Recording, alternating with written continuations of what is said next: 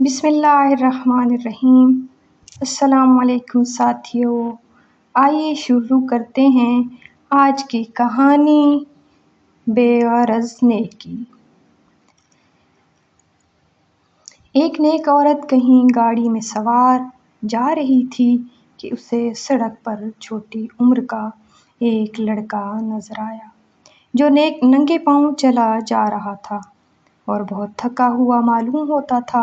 یہ دیکھ کر نیک عورت نے کوچوان سے کہا، غریب لڑکے کو گاڑی میں بٹھا لو، اس کا کرایہ میں ادا کر دوں گی۔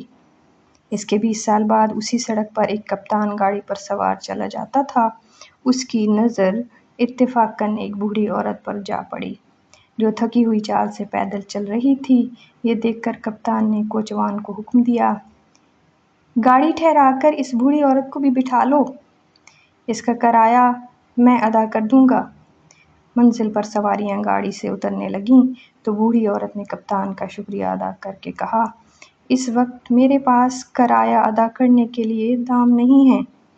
کپتان نے جواب دیا، تم بالکل فکر نہ کرو، میں نے کرایہ دے دیا ہے، کیونکہ بوڑھی عورتیں کو پیدل چلتے دیکھ کر ہمیشہ ترس آ جاتا ہے مجھے۔ وجہ یہ ہے کہ 20 سال ہوئے جب میں غریب لڑکا تھا، مجھے اسی جگہ کے آس پاس سڑک پر ننگے پاؤں پیدل چلتے دیکھ کر ایک رحم دل عورت نے گاڑی میں بٹھا لیا تھا۔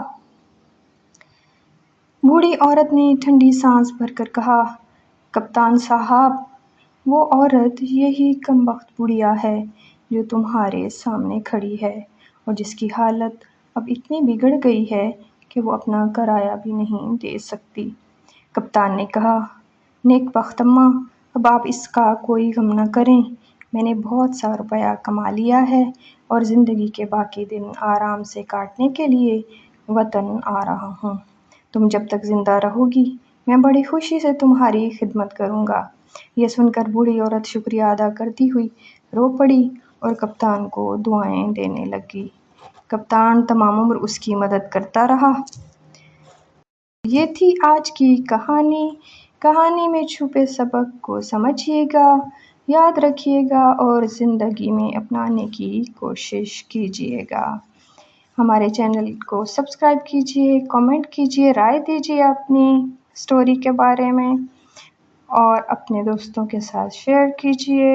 شکریہ، خوش رہیے، اللہ حافظ۔